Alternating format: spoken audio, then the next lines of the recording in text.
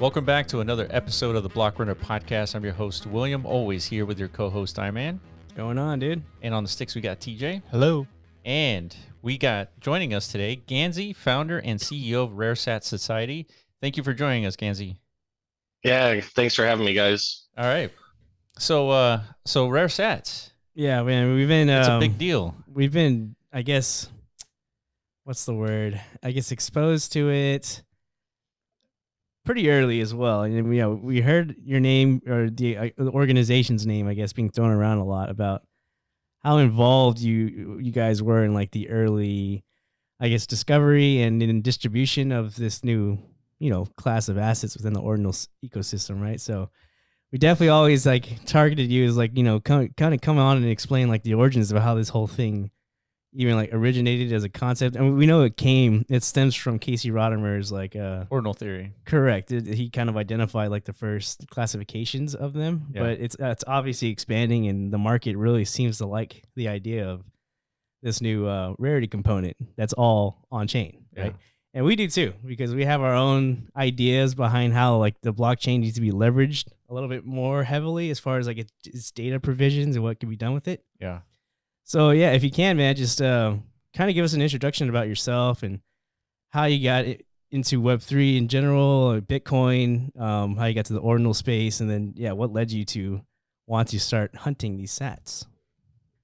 Sure. So by trade, I'm a computer engineer, and in 2011, that's when I really first found out about Bitcoin and mining. So I started mining Bitcoin on some spare computers and stuff, and I had access to computers at the job I worked for. So, I was mining on like 12 to 15 different computers and really enjoying the process. And then that's when I found out about ASICs. So, ASIC block eruptors were really big back then. And so started mining, but I was still working, I wasn't going full-time crypto. In 2016, I left my job in cybersecurity to really take a chance on crypto. We're seeing a lot of people in the news that were making like tons of money on crypto. And I was like, I really want to take a chance on myself and try this trading thing out. And so that's, 2016 is when I left, late 2016. 2017 happened. We all know that was like an amazing year for crypto. Yeah. And right. And so, did extremely well, made a lot of money in 2017, and I haven't really worked since. So I've been full-time crypto since then. In 2021, I bridged into ETH and I became an artist. AI was really new then, and this is before Midjourney, of course. And, I was extremely interested in that. So I was creating AI art, and I built my own AI, and, I was, Mark Cuban and Snoop Dogg were collecting my art. So that was really cool. And when Ordinals hit, I just remember scrolling Twitter. I hadn't actually been on Twitter in a while, and I saw NFTs on Bitcoin. I saw a post that said NFTs on Bitcoin. I'm like, here's like something really big. I need to look into this. And the more I looked into it, I had that same feeling I had about Bitcoin in 2011. Like, I got to stop everything I'm doing and focus on this, because this is going to be huge. Yeah. And, I come from a family of collectors. Like, we collect all kinds of stuff, cards, figurines, antiques, etc. So right there on ordinals.com and that handbook, right there at the first, it's talking about rare Bitcoin. And I just got googly eyed. I was like, I used to collect coins and doing numismatics. And in my early years, I worked in banking. So I was able to get access to like newly printed bills and cool coins and stuff like that. Yeah. So I was like, this is going to be huge. This makes Bitcoin collectible on a level that like no one's, all Bitcoin was the same before this. Yeah. But now, you've got the first side of a block and this and that. So, I think it was, let's see. So in February, I found out about Ordinals. I started my first inscription for the Rare Sat Society passes are, I believe, March 2nd. It was like 191,000 inscription number. And I had done a couple of art collections. So I was an artist, I was like, let me put my art on Bitcoin. Those are my first two collections. And then I created the passes. Because I was like, I wanted to do something different. I was like, here's an opportunity to do something different in the space. And I don't think I was prepared for what it would become. Like I was definitely, convinced and committed to what rare sats were, but definitely didn't see it blossoming like this, at least initially. Mm. Well, that's interesting because, I mean, there has to be. So I guess your most, I guess, notable or like your highlight achievement, I guess, is like really extracting the most rarest of sats, right? And I saw an article report that you guys did over $1 billion in volume in that process. So if you can like break down what is the mechanism of how do you find a specific Satoshi that has, a valuable attribute to it, which now are labeled as sattributes, right? And like somebody has to go and find these things, right? And then there's a way you guys or your community has developed to do that. And because of that, you guys became like the earliest suppliers in this market, right? Right. Yeah. So Coin Telegraph did an article on us. I think it was June or something like that, or maybe May. And we've done like maybe a little over $1 billion. We're now at five. We've done over $5 billion. We've sifted through. What the hell? Wow. Okay. So we're doing like 20 to $25 million a day, and sifting through those coins. So, listen, we were one of the first to really develop software around this. Like, what's going to make it easier? Let's build software that can kind of identify and extract these when we're sending to and from the exchanges. And we were able to target these specific. We could see where these uncommons were. For instance, like, oh, there's a February 2009 uncommon sitting on Binance, and we figured out how to leverage the way those hot wallets work in our favor, which is really important. So you can send into an exchange, and instead of hitting the order books, you can actually just deposit and like wait a couple of minutes and withdraw and get access to those uncommons. And you're kind of, you're not having to pay as much fees. So I think that was the smarter play. And we were able to just wash through a ton of different sat, types that we were looking for. And, at the beginning, like I wrote out like a list of 100 kind of sat narratives that I thought were going to be popular. Interesting. Right. What it's first sats of the block having, sat name. Like no one had done sat names at the time, which those are my favorite sat type, because actually to figure out how to do the sat names it's not terribly complicated, but it's a little complicated. Like not a lot of people have figured it out. And now you're starting to see like sat names kind of be a big thing. So I think our software is what really like put us above. And of course, you need lots of money. Like the more money you have, the better it is for hunting. So the higher the probability, right? It's like you use the word sifting, and you literally mean that, right? Just like people used to sift through like riverbeds and stuff to find gold or diamonds or whatever, any kind of rare earth material, right? So it's a similar idea of just like, I guess the fluidity of the capital that you're kind of like moving in and out of an exchange. Think of that as like the waters of the riverbed, right? And your software is the sift, right? Right. Yeah. It's funny you mentioned that, because when I was a kid, I'd go to Colorado with my grandparents, and my grandfather showed me how to pan gold out of the rivers there. Wow. Interesting. Did you know that we're more than just a YouTube channel? We also built mScribe, the first inscription platform built from the ground up for the metaverse on Bitcoin. Connect your bitmap ordinals and use our tools to bring your community into the virtual realm.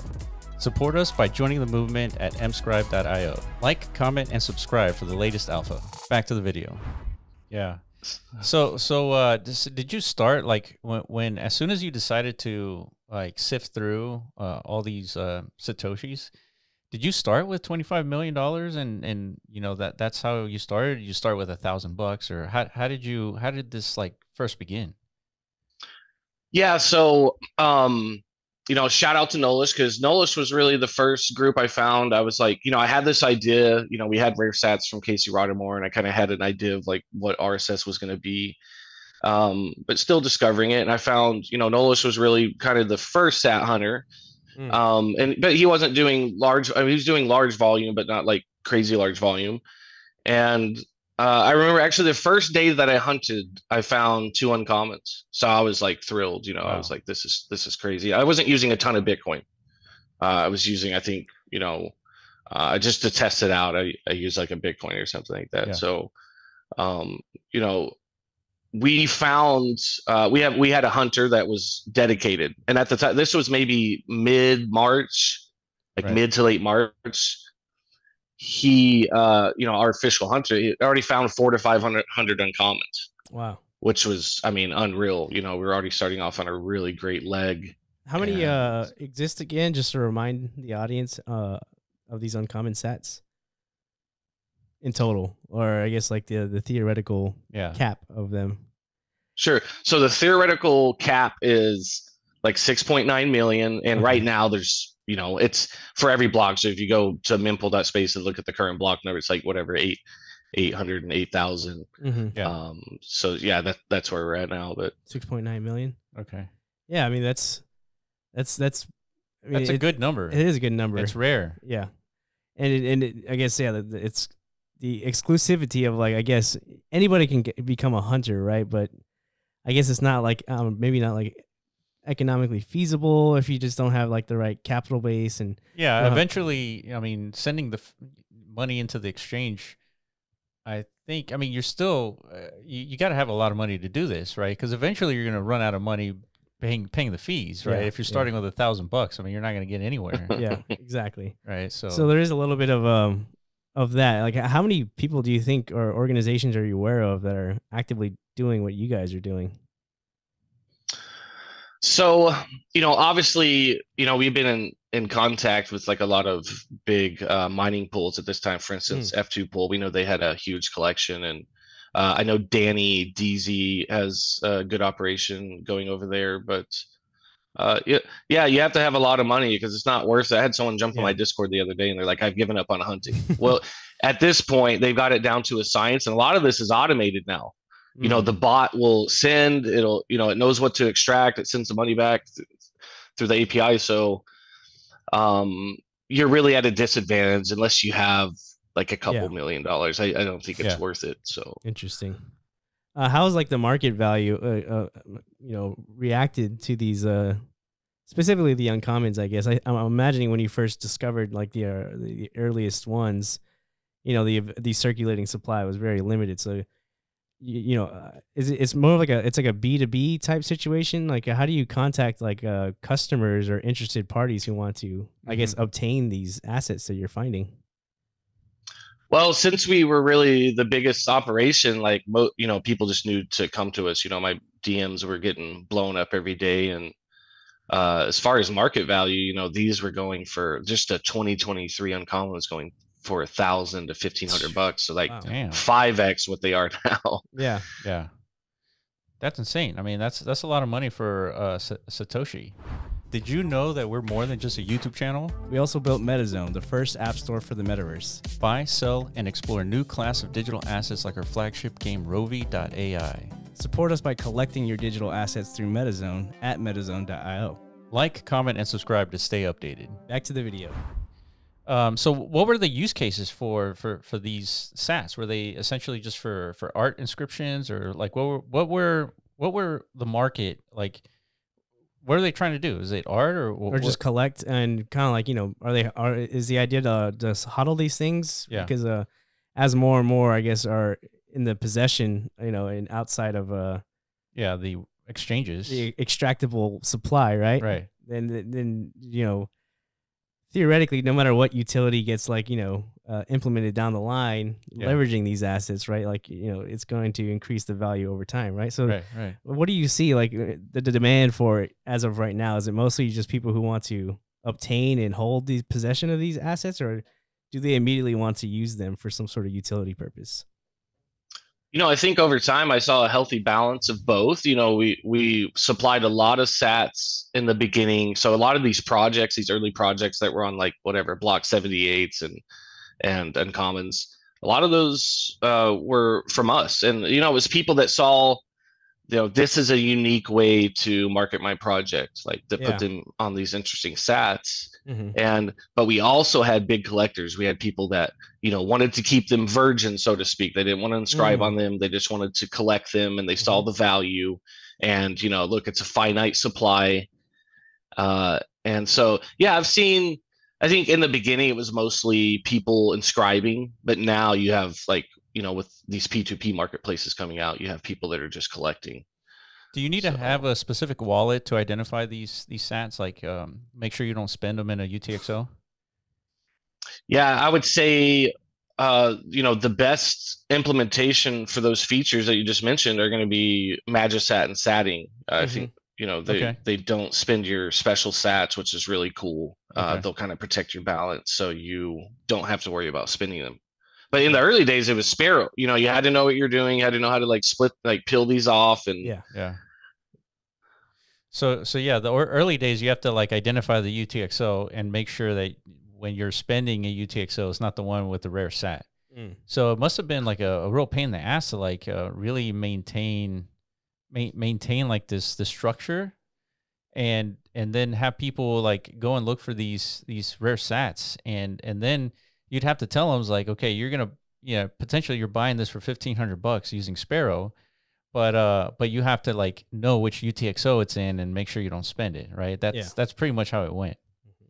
Yeah, we had people, a couple of months ago, we were hunting on Coinbase and we found a UTXO with 16 uncommons in a row.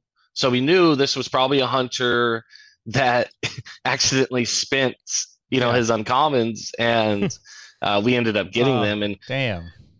Right. We get all kinds of stuff, inscription, people might send an inscription and not meaning to. And when you're hunting, you find this kind of stuff. And, most of the time we send them back. Right. But, so, are you using all the exchanges like Coinbase and Binance? Like, is the uncommon sats like evenly distributed amongst all these like services? No, the sat hunting game, at least for uncommons and like, the actual rares, like uncommons and rares, has become extremely difficult. Look, we were finding 40 to 50 uncommons a day, which you think there's 144 uncommons produced per day. So we were finding a good chunk of those. And now it's like, you're lucky if you find, and that's because the miners are like, they're up to date. They're the ones who are the sifters now. Is that correct? Yeah, so maybe a month ago, Corey posted something showing transactions from, I think it was F2 Pool. All the big exchange or miners are doing it now, but they're literally, as they mine them, they're separating them. So you don't have access to them. So they're the market creators now. So does that mean that how does one get access to those rare sats then at this point? Is it through like friendship, or is it through like some service? Yeah. Well, F2 Pool, really early, they started, and maybe not a lot of people knew about it, but they had on their website, they had a little marketplace, and they were selling their uncommons. Most of it was OTC. A lot of what we did was OTC, and I haven't seen big miners selling on like the new P2P marketplaces. I think, look, we're not even selling like we don't want to sell at these prices. Yeah, like RSS as an entity, like we know what we have really valuable sats, and we'll wait the market out.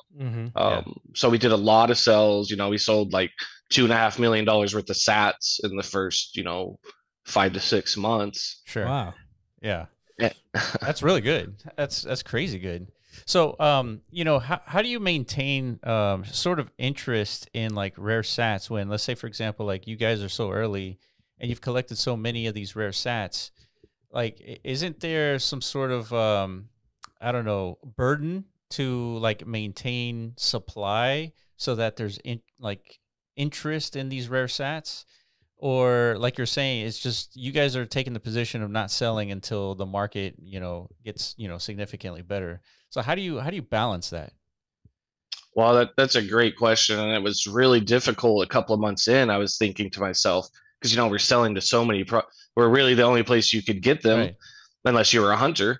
And so I was thinking, listen, how do I not oversaturate this market? How do I not sell too many? And so I got to the point to where I was like, listen, we're not selling these kind of sats anymore. There's kind of enough out there. And, obviously the other hunters came in and distorted that a little bit, which is out of my control. But I think I was aware of that and tried not to there toward, because we really haven't done maybe for the past 2 months, trying not to sell a lot of Sure. sats, kind of keep them. So if you do decide to sell your sats, like what's the website that I would go to go purchase those sats? Well, look, it was we never created our own marketplace. We knew that P2P marketplaces were coming out. So, look, if you're interested in some cool sats, we have an official page on Magisat where we're going to be listing sats. Okay. So, but yeah, it's been OTC, and we're doing private deals. Okay. And okay. Yeah. Oh, that makes sense. So, what about rare sats that are developed by the community, like say for example black sats? Mm-hmm. How do you value that in terms of like a rare sat hunter?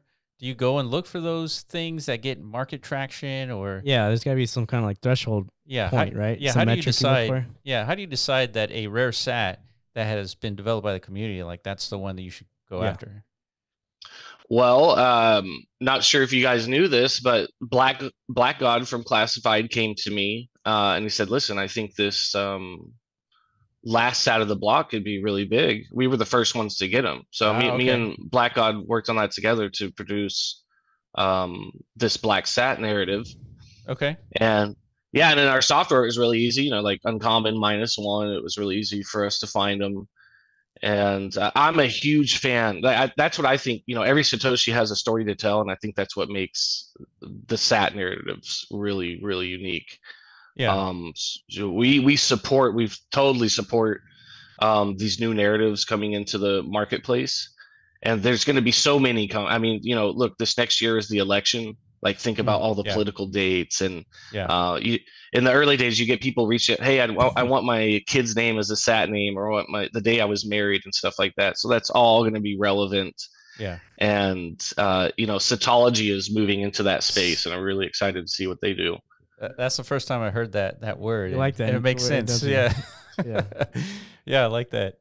Okay, so all right, so you have people collecting rare sats, and are you a big? I guess you were saying that you used to do a bunch of art. Like, do you think like inscribing art on these like rare sats, like that's going to be like a huge use case for this, or do you think like it's just one of the main value is going to just be like a main collector's item? Yeah, I think we've yet to see like really big artists come over to Bitcoin, but I was literally at Beeple's event this week. He was walking straight towards me. I got to meet him. I asked him what he thought of Ordinals, but I was like, "Listen, we would love to put your art like an everyday or something on a rare sat." I think that it's when players like that come into the space and they're using these rare sats that they will see the limelight a little more. But I think good art. Well, see, the problem with the good art is the file size. Like, unless you want to pay, even for, let's say you go to a miner and get a 4 megabyte file, it's extremely expensive. Half a Bitcoin for the fee. Yeah. So 400 kilobytes is really your like sweet spot there. So I don't know. But your way around that is recursion. But it's a little more technical. So I don't know. It's interesting to see how that plays out.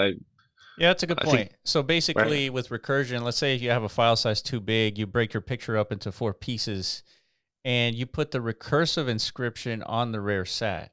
Like that would satisfy like the implementation, right? The rare sat like and art being combined, right? Yeah, that's what Billy Resty did. I think he was maybe one of the first people to do that. He with meta blocks. I can't remember how many pieces it was, like 400, and then he assimilated them all into one image, and it's a fairly large image. So yeah, 400 pieces into a recursive inscription. That's crazy. Yeah.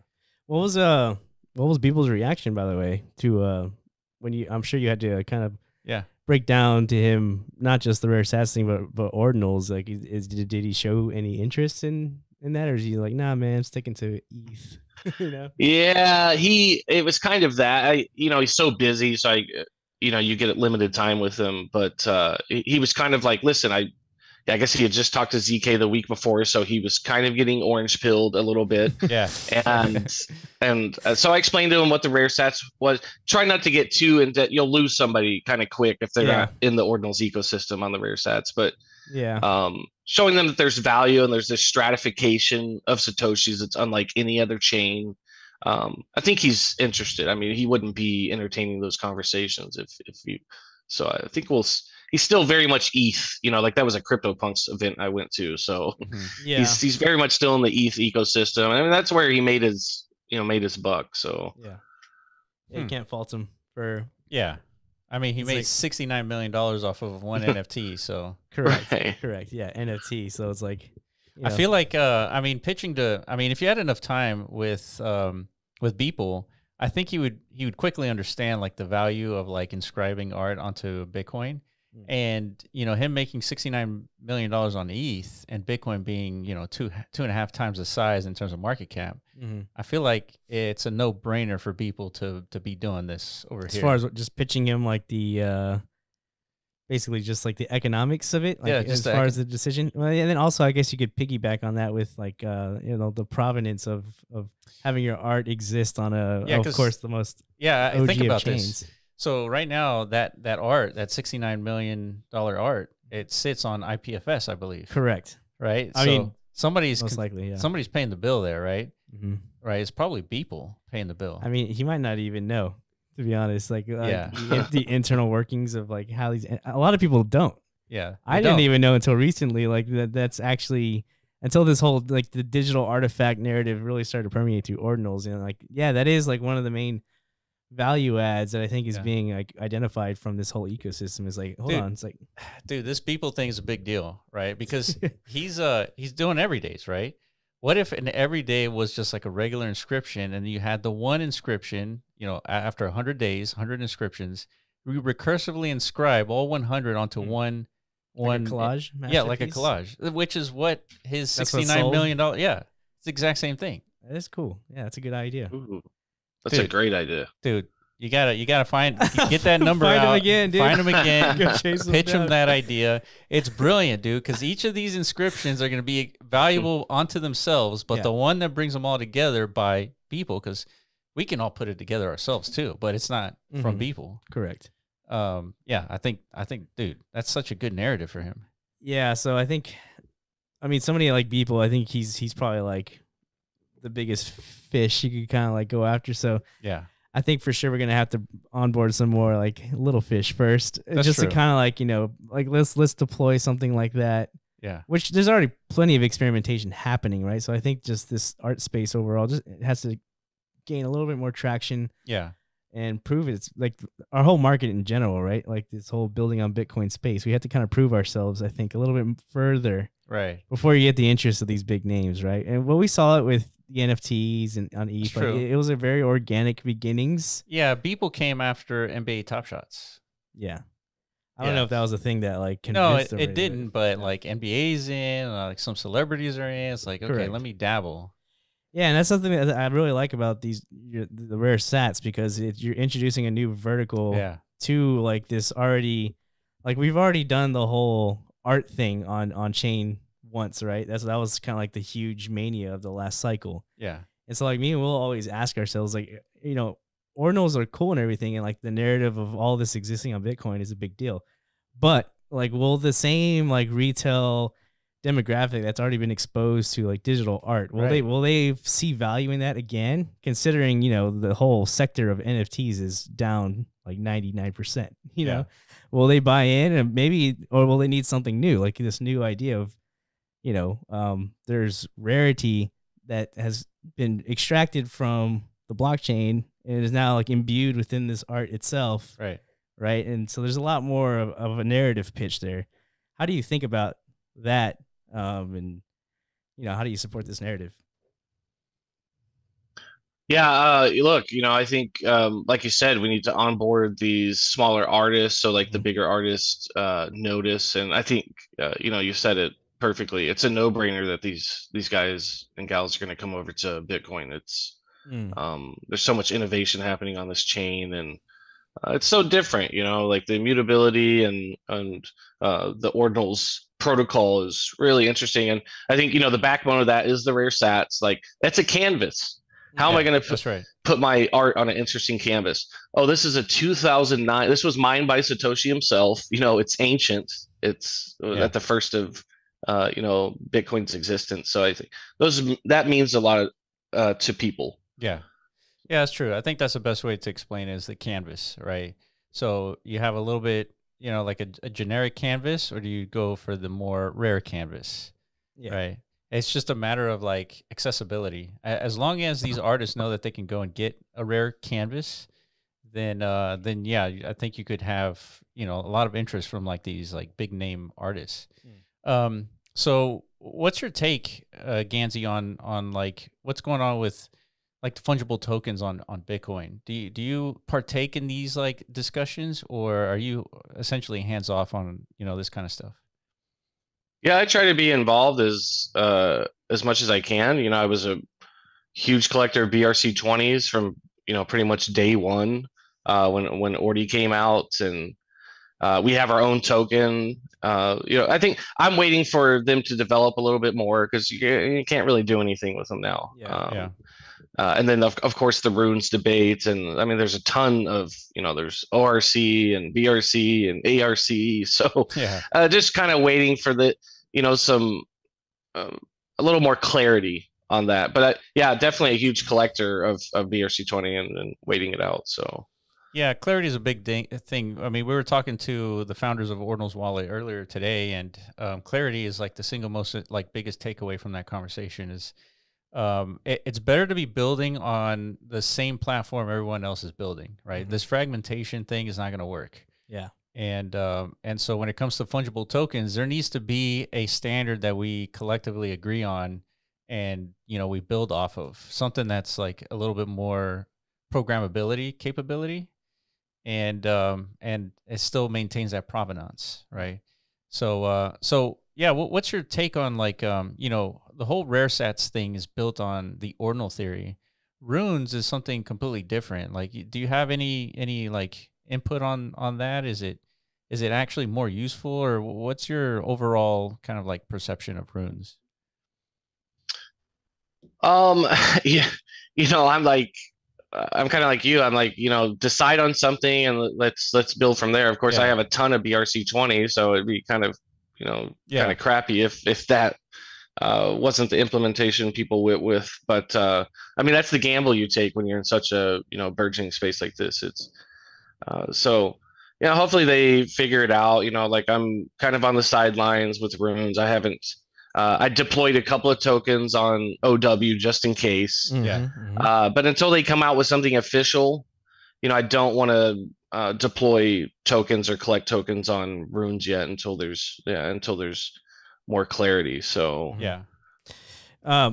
you've seen experimentation, I guess, of some of these rare sats being leveraged, or it's I've heard them being like part of the conversation of maybe like a fungible token ecosystem can emerge from some of these rare Satoshis. I think there's even a platform called Saturn that is focused on creating like a whole order book, right? Marketplace for this stuff. So what do you think about that? Like, is there promise in that, or is it the same thing? We just add it to the category of nobody really knows as far as like what's going to be picked up as a standard for fungibility, right? So no, I think this one's really interesting. What Saturn's doing is awesome, and was able to talk to their founder and really love what they're doing. It's a different concept, but imagine you had a meme token like pizza sats. That's a meme token. Yeah. I think so, because there's a bunch of them, right? Yeah, there's 10,000 Bitcoin times 100 million sats. There's a ton of them. Yeah. But it's kind of deflationary in a sense. Think you've only got a finite amount. There's never going to be more pizza sats. And I think that's really interesting. Those are two things that I find really interesting for rare sats, is kind of like a token economy based on the sats themselves. Yeah. And maybe even using sats for special privileges or something in a collection. Maybe you have an uncommon or something like that, and it gives you access to certain rarity index. So you go to mint something, and uh, you provide the uncommon, and it gives you access to a certain rarity. So yeah, I think there's a lot of cool things being done, and I think we've yet to see like where this is going. Yeah. People just keep building on it. Yeah. Yeah, I totally agree. I think you could definitely leverage something like I guess using pizza token for now is like a good and like onboarding mechanism for any like specific, I don't know, community efforts. Just like that's how the most tokens are leveraged nowadays. You mentioned like the Sats token. Correct. Yeah, but the reason why I think we like this a little bit more is because we like to we speak about something that we've kind of like conceptualized called digital matter theory on our podcast a lot. It's like the idea of recognizing that patterns exist in Bitcoin's blockchain. Yep. Then using that to create like derivative value products. So in this case, the rare sats, a token supply, it's non-arbitrary. Yeah. Right. Like you said, there's 10,000 that exist, and whatever token supply that could be derived from that down the line, a new fungible standard, whatever that gets created around that, then that's it. They can't be changed. It wasn't set really by like some founder, some human, some project company. Correct. So those same principles, I guess, can be applied in a bunch of different like domains, I guess. And another example of that is what happened with Bitmap, right? It's another example of I guess like some new digital value creation mechanism, which is like serving as like a foundation to a metaverse layer on Bitcoin. It's non-arbitrarily derived. It's completely dependent on the transactions that exist in the block, right? So this type of activity is what we like to see, like emerging. That's native to Ordinals. We haven't really seen it anywhere else. Yeah, Gansy, have you heard of that DMT, digital matter theory? Okay, so I've been seeing DMT around Twitter, but just the acronym, not what it meant. So no, this is the first I'm hearing about it, but it sounds really cool. Yeah, ultimately, it's just it's a name that describes what humans have been doing for hundreds of thousands of years. It's just recognizing patterns, and just like Casey Rodimer recognized a pattern of like the sequence of Bitcoin and the sequence of Satoshis entering into the economy. The same thing happened with Satoshi, and it's just a pattern recognition. Like Iman was saying, Bitmap is just leveraging what's happening on Bitcoin and giving it a metaverse layer to it. And I feel like rare Satoshis is the same thing. It's like recognizing the pattern, the entrance of Bitcoin into the ecosystem, and then recognizing its position, and then therefore it's rare because of its position. So what we're thinking is if you can discover patterns on Bitcoin's blockchain, let's say the hash, right? Let's say you find a pattern in the hash that starts with quadruple A's, right? That's your pattern. That occurs, so many times on Bitcoin's blockchain. And what's cool about this is that this pattern can be inscribed as a fungible token. And let's assume it comes up 2 million times, right? This quadruple A pattern. What's interesting about this is that it's non-arbitrary and it's inflationary based on the data on Bitcoin's blockchain. So in the next 10 minutes, a quadruple A transaction hash could occur, and therefore a new token is entered into the economy. And so now what we're doing here is like BRC20s, tap tokens, runes, none of them account for an inflationary component. And so what we're doing is we're sort of coming up with a way, like a standard where at some point these tokens do recognize inflationary supply and people inscribe these patterns on Bitcoin's blockchain. And then artists like people or anyone, they can leverage these patterns and say, hey, I want to build a project based on this non-arbitrary pattern. There's 1 million of them. I could do like a fungible token, or I can do a PFP project generative art that pumps out 1 million different art pieces per this pattern. And then you can have like this whole new asset type that is non-arbitrary, because up until this point, everything that's been developed has been essentially arbitrary. So that's kind of like the angle that we're kind of thinking about with like all this digital matter theory stuff. Does that make sense? I love that. Look, a lot of us in this space are huge nerds, and we're, math geeks and stuff like that. We love numbers. Yeah. And I think that's what surprised me. I was never prepared for palindromes. So the sat type palindromes, we used to send, hundreds or thousands of them back. We'd only keep the good ones, like the 2-digit or the 3-digit, the ones that look real clean. Yeah. And then, dude, these are like people love palindromes. They're like one of the biggest sat types. People come to me, look, I need 1,000. I was like, we're kind of like sold out for now. We got to go back and scoop some up. So it's, pattern recognition is really native to a lot of us crypto guys, because trading, that's pattern recognition right there. That's true. Like, and making it through these different cycles. And so I would love to continue that conversation, maybe like off camera with you guys sometime, because sure. I think artistically, use those as the starting point for your art. That would be really cool. Yeah, 100%. And so what we're doing is we're actually writing I don't want to say a white paper. It's more like just an outline of like a formal way of doing this, because what we want to do is like, there's so many patterns that can be found on Bitcoin. There's actually a finite amount. Now that finite number is really huge, right? Because you can come up with all kinds of patterns. But the idea is that once a pattern is inscribed, all kinds of projects can leverage that pattern for their own project, right? It could be an art thing, it could be a bitmap thing, it could be anything, right?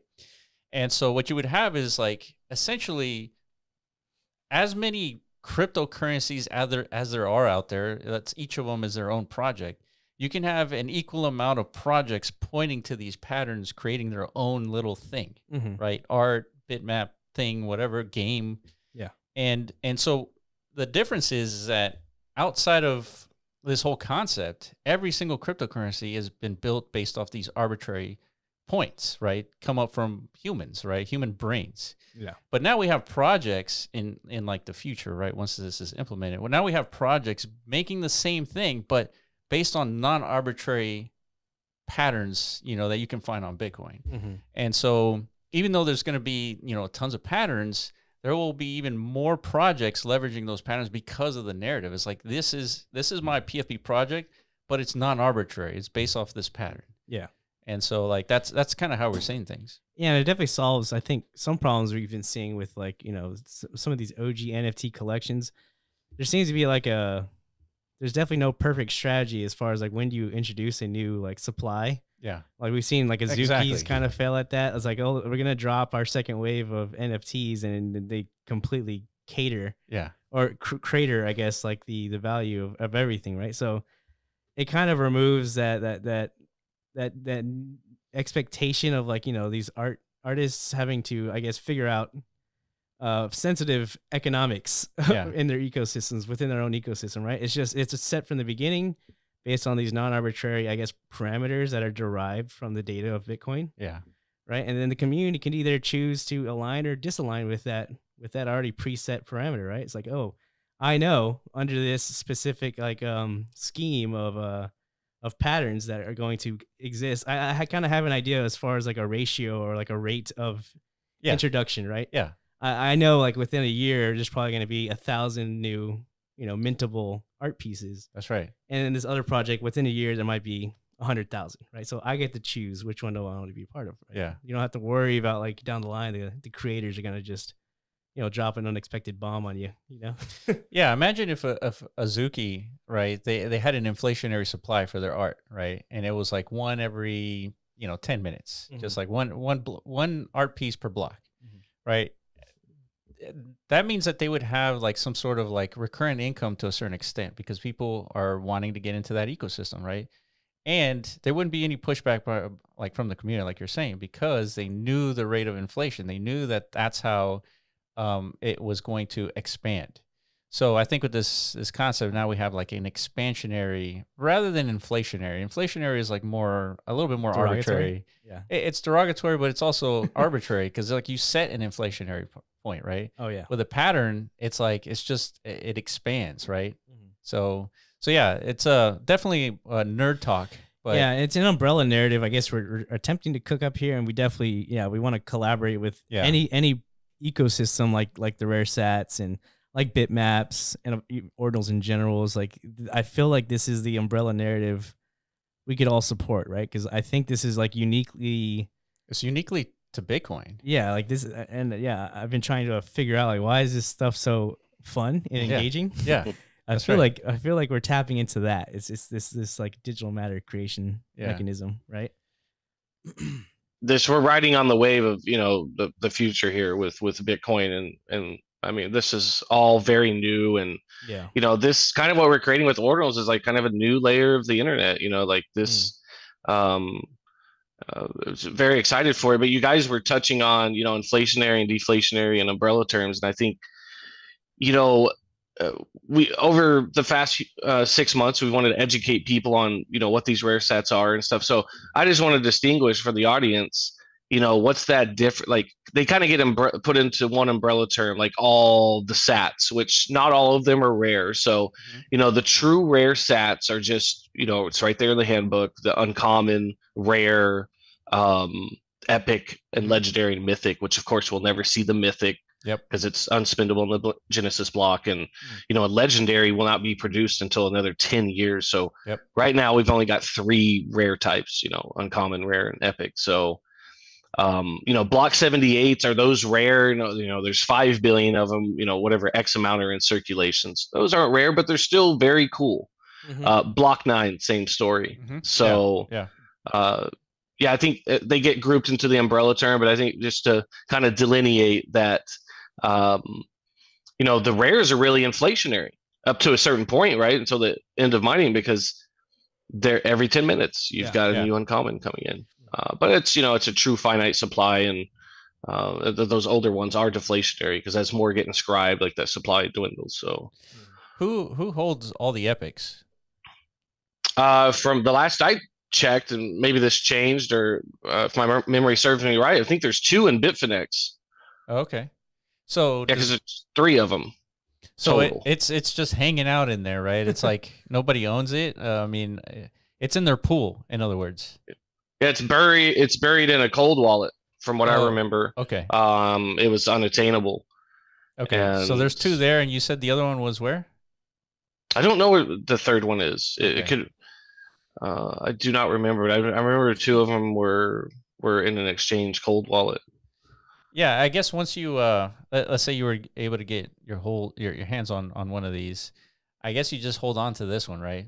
Like there's no, I don't know if there's a market value for something like this. What do you think? Oh my God, yeah, an epic would be just it'd be epic. It'd be epic, yeah. So the rares, you know, in private sales have sold, you know, upwards of 6 figures. So oh wow, just depending on their date. So I mean, the epic is whatever X amount. So there's about 400 rares, and there's 3 epics. So you start like mathematically doing. I mean, whatever. You know, like I don't want to speculate, but whatever. That's like $1 million coin, or you know, not financial advice, but sure. Yeah. So. Yeah, if we see an epic come to light, especially like if someone were to inscribe it, that would be absolutely nuts. Just whoever does that, please put really, really badass art on it. Yeah, right.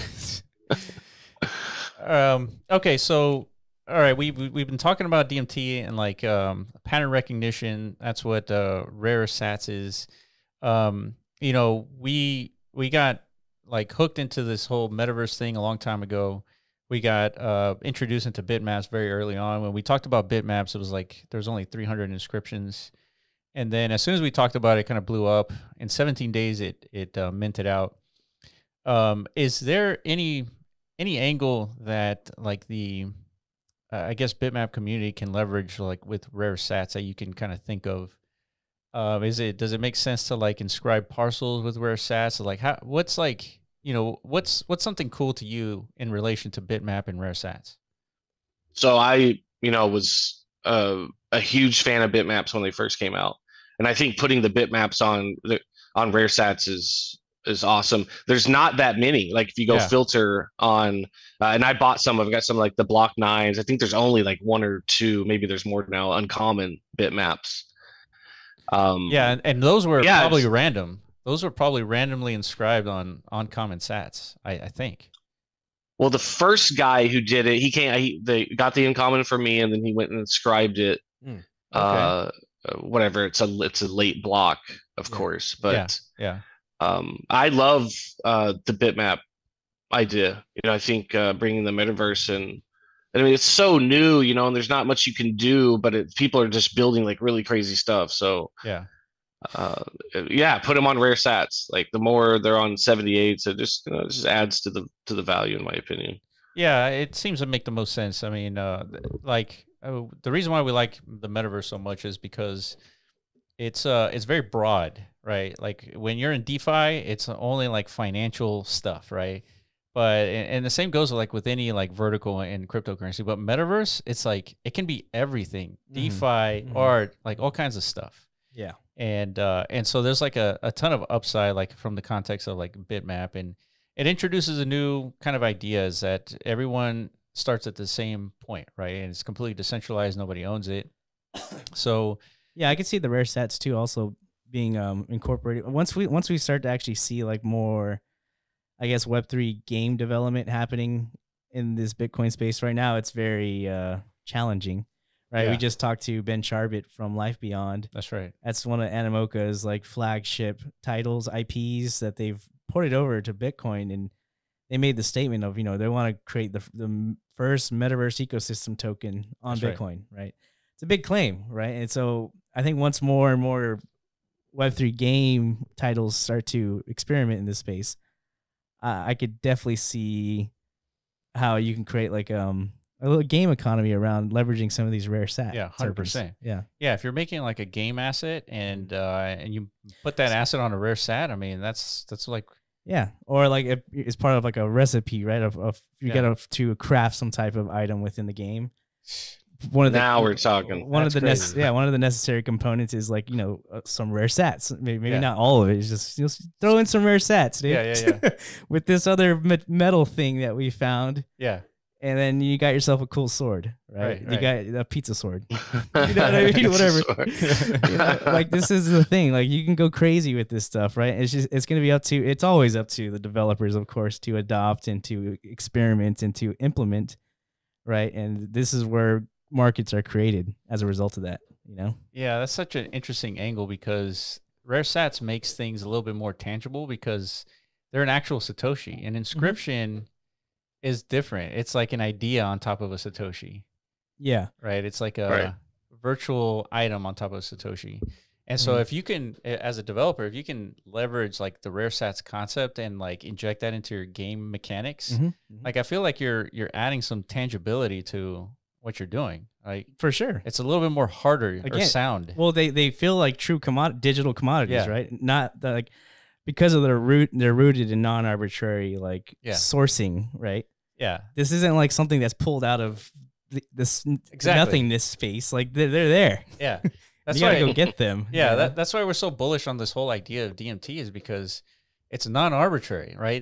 This thing hasn't happened before, and so Gansy, what's your take? I think Iman was sort of alluding to this earlier in one of his questions. Is when the mania comes, is art enough to bring what happened with Ethereum with NFTs, $60 billion craziness? Is art enough for that to happen again, but on top of Bitcoin? Or do we need to see something new, something like non-arbitrary tokens?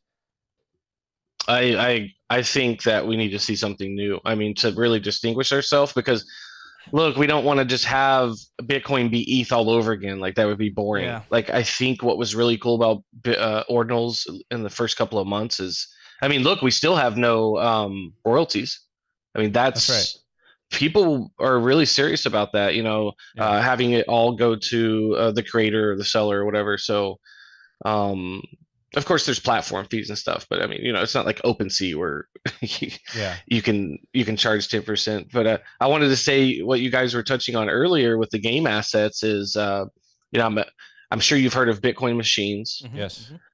I'm a huge collector for them, and they put a lot of their assets on rare sats. But I was playing their pre-alpha the other night, and I told Mr. Lucky, I was like, what would be kind of cool is maybe I gave you 100,000 78s or pizza sats or whatever, and you can mine those in game. Hell yeah. Right? Like, and you could mine these kind of different Satoshis in the game and use them in new and novel ways. So I'm a huge proponent for that. And, yeah, that's actually pretty cool. Yeah, because now we're addressing the issue of like sat hunting being like a whale exclusive activity. Now you can kind of gamify this and dude, that's such a good point. Yeah, make it way more accessible through games, right? Yeah. Oh, yeah, so dude. yeah, as difficult it is to like sift through all these like sats for rare, like you can take the the common versions like pizza sats, make them gamify the discovery and like the ownership of them through a game. And I think that's going to be probably a heavily relied upon mechanic for anyone creating games on top of Bitcoin. So that's such an interesting angle. And I think, we're like huge predictors and we're trying to figure out like what is going to be the next big thing. And it's hard for us to think we agree with you, Gansy, is like, it has to be something new. Yeah. And that new thing is like, has to be what we're seeing the value in rare sats in bitmaps. It's the non-arbitrariness of it. And I think building on top of that and sort of like putting like a game mechanic on it, like allowing people to leverage that concept using like this theory, I feel like can be that new thing that sparks, a ton of interest. But I don't know. It feels like it's easy for us to understand because we're nerds. But I don't know if it's so simple for like the mania to kind of ensue based off of this narrative. That's a good point because we look at how high is the barrier for entry into ordinals. Well, it's kind of high because you got to be technical and especially with sat hunting, it was pretty technical. It's getting better. And I think, over the next 6 months to a year, the tools will come out that make this really accessible to the ETH guys. Cause ETH was really simple. And then you come over to Bitcoin and there's UTXOs and like all these kind of, scary terms. And so maybe it deters people, but I totally agree. I think, lower that barrier for entry and we'll start seeing the liquidity and the people come in. Yeah, absolutely. All right, Gansy, we got a few more minutes. Any final takeaways that you want to, let the community know about? Any upcoming events or anything that's that you want to tell everyone about? Sure. So we'll be in Amsterdam, and we'd love to meet you if you want to meet us or the team.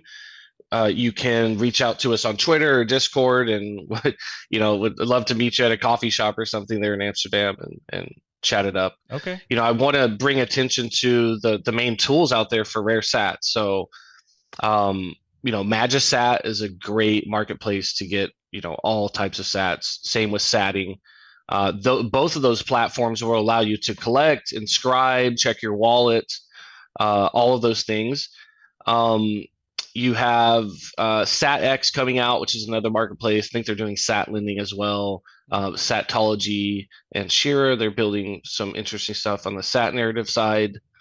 And LumaSat, we actually really wanted to do this. You can put a bounty on a sat you want. So, in the early months of Ordinals, people were reaching out, hey, I want my kid's name or I want my name as a sat name. Okay, let's create a bounty website where people can put bounties. Hey, I'll pay you, 0.01 Bitcoin if you can find my name. That way the hunters can integrate that into their software. I think that's a really cool idea. And then Saturn is doing the sat order book. So those are the main rare sat tools that exist right now. So I think, if you're interested in this kind of thing, check those tools out for sure. Okay. Yeah, we're going to put all those links in the description. That way people can check it out. I think this is going to be one of those very important aspects of what, the impending mania is going to come. I think people are going to gravitate towards like rare sats. I remember when we first heard about it, and I think in the context that we heard about rare sats, it was pizza sats. And we were like, pizza sats, it was like quadrillion of these. It's like, how is this rare? We didn't really understand the concept, but yeah, now it's like, it makes a ton of sense. And like this whole non-arbitrary aspect of it is like, I think it's going to be like the killer feature of everything that happens on Bitcoin that really takes off.